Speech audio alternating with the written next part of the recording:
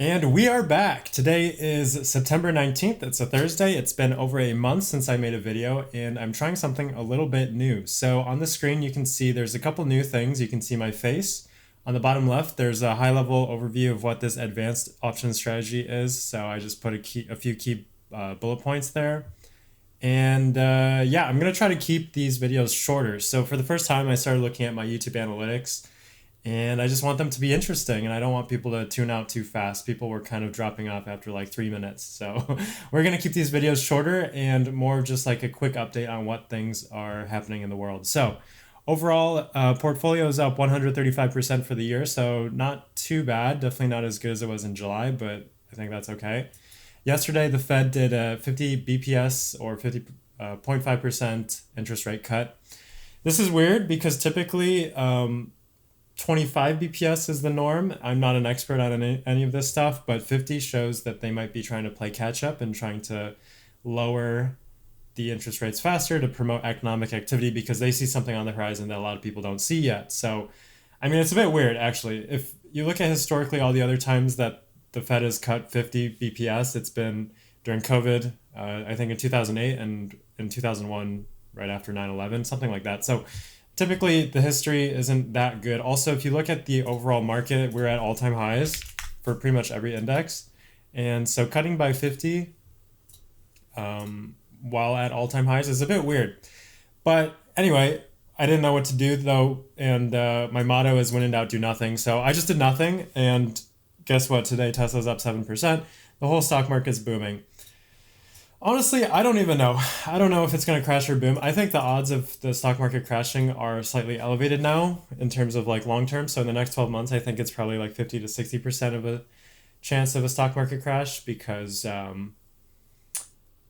I mean, I don't want to get into it too much, but it's kind of an intuition thing. I feel like the stocks are going up based on a lot of weak fundamentals. The Japan carry trade, which I'm also not an expert on, showed like a bit of a freak crash in August. That was the last video I made.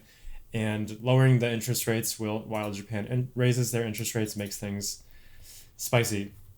So yeah, we'll see what happens. Until then, I'm just going to do nothing. I did sell a little bit of my call options for Tesla, just a bit, because like I said in the last video, my rant video, I got laid off. So because of that, I have to be a little bit more conservative. I don't want to lose the opportunity to buy if the prices are good without a steady income stream. Without having a job, it screws up the strategy pretty hard, so that sucks. GameStop back in the toilet. So this is something that I definitely did not expect. I thought GameStop was going to stay solid around $25, and we're at 1961. I guess it's frozen. So I'm down a decent amount on the options that I bought for GameStop, like actually pretty bad. I think I'm negative 80%. That was a major miss, but I'm going to keep holding them, at least the last two. I might roll those options, meaning convert them into longer dated options, and we'll see what happens. I think generally the emoji timeline thing looks like something might happen possibly sometime around the election cycle or inauguration day. Who knows? But we'll see. And lastly, Tesla Robotaxi event 1010. That's exciting. That's going to be a catalyst. I think a lot of times the rumor, or the saying goes, buy the rumor, sell the hype, or wait, what is it? Buy the rumor, sell the news? I don't even, something like that, where basically you buy into this hype cycle and then right before the event actually happens, you sell. I'm considering doing that based on what I said about maybe possible crash in the next 12 months. We'll see. I don't know. It's kind of a weird time right now, all over the place in the world, in stocks and everything. So fear and greed is 67. It's starting to get greedy. I like to sell when it's greed and buy when it's fear, generally speaking.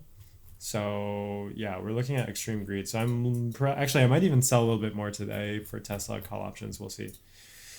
Otherwise, the Tesla falling wedge looks like it's pretty solid, still kind of staying on track. So if it does break out eventually, that could be good, but I don't want to put too much emphasis on the technical analysis because it doesn't really mean that much. Lastly, my sendometer, I lowered this to 45, and I actually colored the previous two episodes red because I think my actual sendometer percentage was higher than what I thought it was. Realistically, it was probably like 70%, and now I'm down to like 45. So I'm trying to taper out of my positions a little bit just because there's a lot of uncertainty in the world, but I don't want to completely sell everything.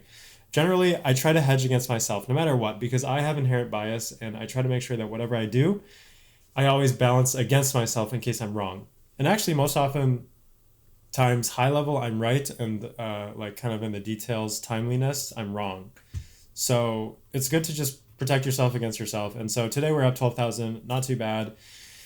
135% for the year. We'll keep going. Shorter video. Hope you enjoy. I'll talk to you next time. Bye. Feel free to subscribe to stay tuned for future video tutorials that I'll be releasing soon and to follow along with me on this journey. Follow me on YouTube, Instagram, and Twitter, or X, or visit lifewell.co for more information about investing. And as always, I'll see you next time.